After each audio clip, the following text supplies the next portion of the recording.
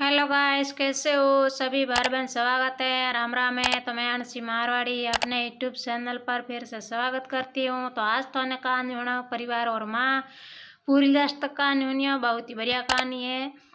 एक गांव में एक सुखी परिवार रहता था। उस परिवार में 3 भाई और एक बहन थी। उनके माँ बाप उन चारों से बेहद प्यार करते थे, मगर 20 वाला बेटे से थोड़ा परेशान थे, क्योंकि बड़ा बेटा पढ़ लिख कर डॉक्टर बन गया और छोटा बेटा भी पढ़ लिख कर इंजीनियर बन गया था। मगर उनका 20 वाला बेटा बिल्कुल गंवार और आवारा ही बनकर रह गया। अब उनके 2 बेटे डॉक्टर और इंजीनियर में शादी भी कर ली और कुछ महीनों के बाद ही उनकी बेटी की भी एक अच्छे घराने में शादी हो गई थी।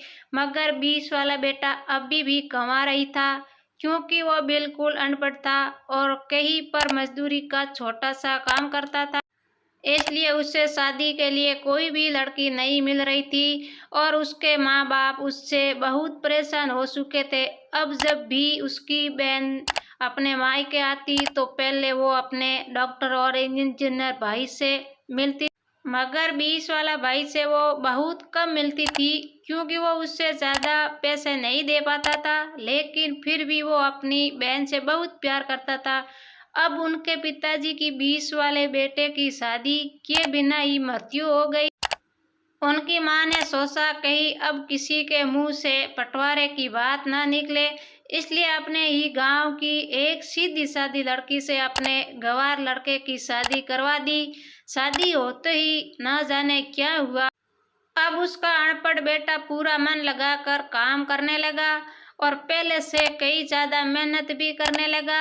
अब तो उसे कोई भी दोस्त बुलाने आता तो वो उससे कहीं कहता था कि भाई पहले तो मैं जैसे तैसे अकेला कमा कर खा लेता था, मगर अब मेरी शादी हो गई तो मुझे अपनी पत्नी के लिए भी कमाना पड़ता है और कल को आने वाले बच्चों के लिए भी तो कुछ जोड़ना ही पड़ेगा।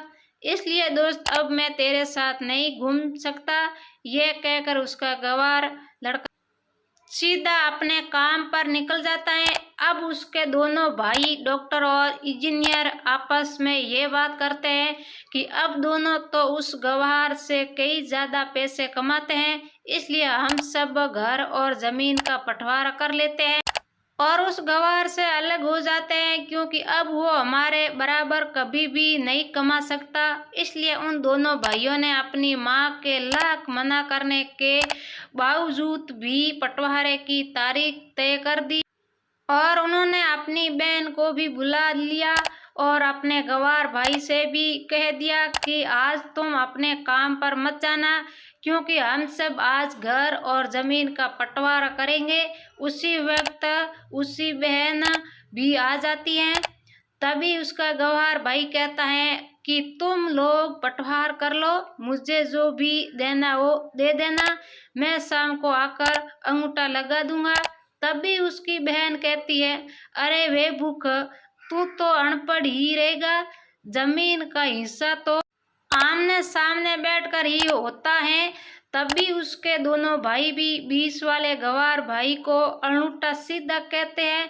तब उसकी माँ भी उसे कहती है कि बेटा आज तू काम पर मत जा, बंटवारा तेरे सामने ही होगा तो ही अच्छा है।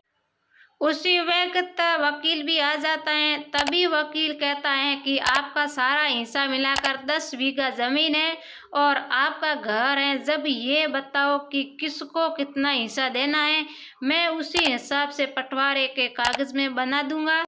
उसी वक्त उनका गंवार भाई कहता है कि वकील साहब 5/5 बीघा मेरे दोनों भाइयों के नाम लिख दो और ये जो हमारा मकान है ये मेरी प्यारी बहन के नाम कर दो। तभी उनके दोनों भाई और बहन पूछते कि और तू हिस्से में क्या लेगा। तभी उनका गंवार भाई कहता है कि मेरे हिस्से में मेरी प्यारी माँ है ना। और तभी वो अपनी पत्नी की तरफ मुस्कुराते हुए कहता है कि क्यों मेरी प्यारी पत्नी, क्या मैंने गलत कहा क्या।